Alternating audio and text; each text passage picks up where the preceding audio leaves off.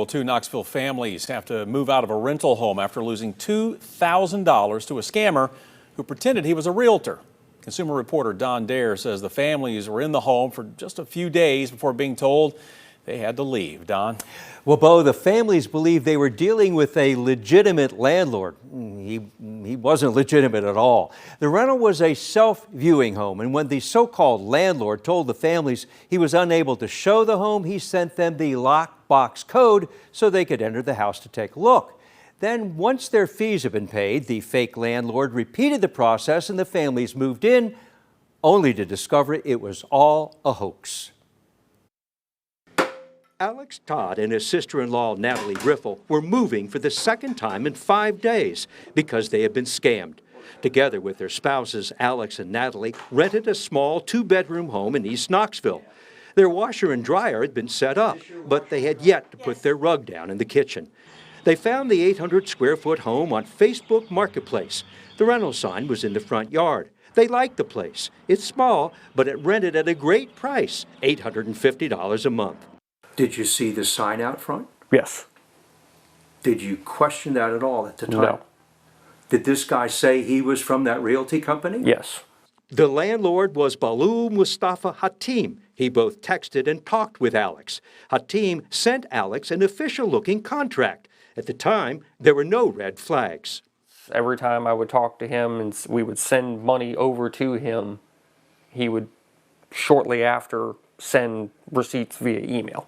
The receipts amounted to $1,800, $850 to rent the house, another $850 as a security deposit, and a $100 application fee. He wanted payment through Chime.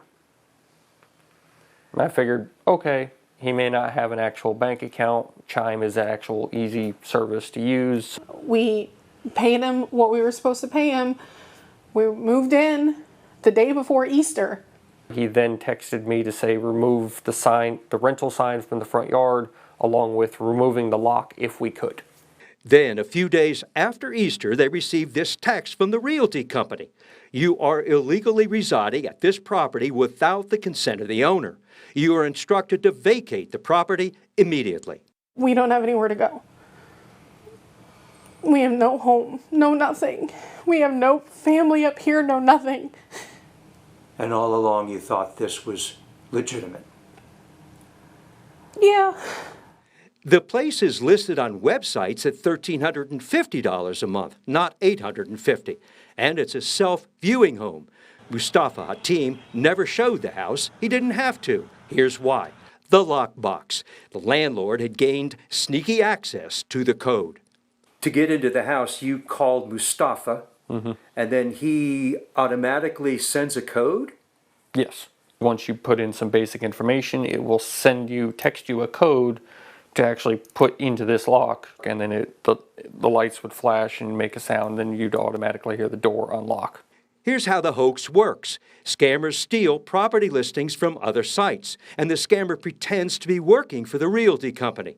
Self-guided tour homes are potentially easy targets to gain illegal access because the scammer simply signs up for an account and receives a code to unlock the lockbox. Because you have people who work hard for that money only for it to be gone and can't even get it back. The legitimate realty company sent this text saying they are extending a gesture of goodwill to the families. They were given a free week-long stay at Woodspring Suites. The couples are using the time to find another rental. This time, they are much wiser. Nobody should have to go through this. Now, self-viewing scams happen even with safety measures in place, such as one-time use codes on lockboxes that expire after 1 hour.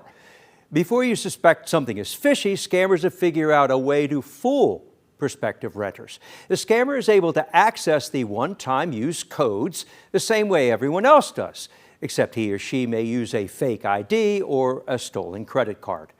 Realtors say if there is a sign out front, call the number on the side to make sure you know who you are dealing with before you give anyone your money.